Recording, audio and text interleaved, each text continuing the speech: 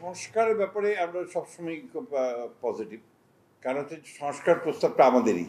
আমরা আপনার 2016 সালে প্রথম আমরা আপনার ভিশন 2030 দিয়েছিলাম, যেটাতে আমরা সংস্কারের প্রস্তাবগুলো আমাদের ছিল। এই যে দ্বিকক্ষ বিশিষ্ট পার্লামেন্ট, তারপরে আপনার সংসদীয় কমিটির ব্যাপারগুলো, এরপরে আপনার অন্যান্য যে প্রধানমন্ত্রী এবং আপনার রাষ্ট্রপতির ক্ষমতার মধ্যে আপনার সামঞ্জস্য রক্ষা করা এবং প্রধানমন্ত্রীকে 2 টার্মের বেশি করতে না দেওয়া, এই প্রস্তাবগুলো কিন্তু আপনার আমাদের ছিল।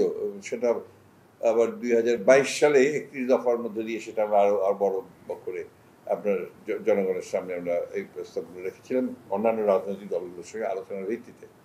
তো সেই সূত্রে আমরা তো এই সংস্কারের ব্যাপারটা সবসময় পজিটিভ ছিলাম।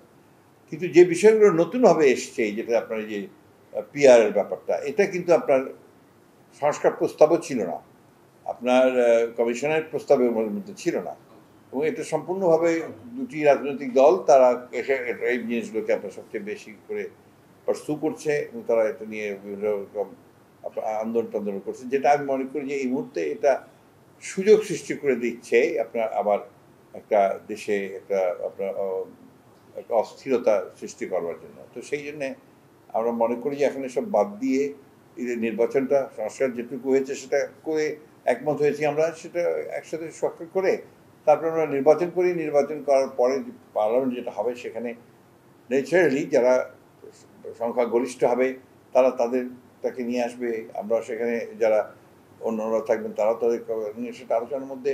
আর পিয়ার তো আমরা আলোচনার মাধ্যমে তখন পার্লামেন্টে সেটা দেখতে পারি যে কীভাবে আলোচনা হচ্ছে না হচ্ছে। আমরা তো গণভোটে আগে রাজি ছিলাম না, এখন তো আমরা গণভোটেও রাজি হয়েছি যে ইলেকশন দিন গণভোটটা হোক, যেগুলোতে আমরা একমত হচ্ছি সেগুলোর বিষয়ে, অর্থাৎ এটাকে আপনার একটা আইনি ভিত্তি দেওয়ার জন্য। তো সেই বিষয়গুলো তো মনে করি যে definitely it's a turning point. যদি এটা আপনারা করতে পারি তাহলে গণতন্ত্রকে প্রতিষ্ঠার ক্ষেত্রে এটা আমাদের অনেক ভালো কাজ হবে। খরচ যখন আপনি দলগুলো সই করবে, স্বাক্ষর করবে, ওটাই তো আপনার একটা দ্যাট ইজ দ্য ডকুমেন্ট। ওটাই তো আপনি গণভোটে যাবেন যে এই ডকুমেন্টটাতে জনগণের মতামতটা কি।